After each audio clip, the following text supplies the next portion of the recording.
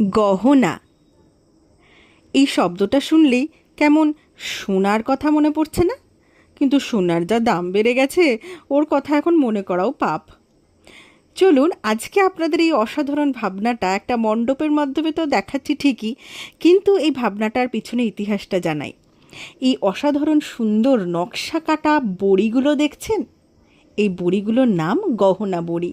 এটা একসময় পূর্ব মেদিনীপুরে ভীষণভাবে প্রচলিত ছিল।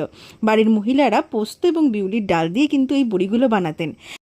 এই বড়িগুলোর ডিজাইনগুলো কিন্তু পুরোপুরি সোনার গয়নায় তৈরি নেকলেস, কানের বালা, এদের ডিজাইনের ওপরই কিন্তু নির্ভর।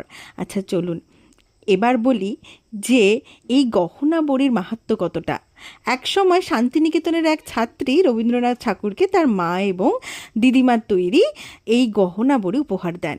রবীন্দ্রনাথ ঠাকুর এই গহনা বড়ি দেখে এতটাই চমৎকৃত হন যে শান্তিনিকেতনে কিন্তু এই বড়িগুলো সংরক্ষণ করেও রাখা আছে কলাকেন্দ্রে।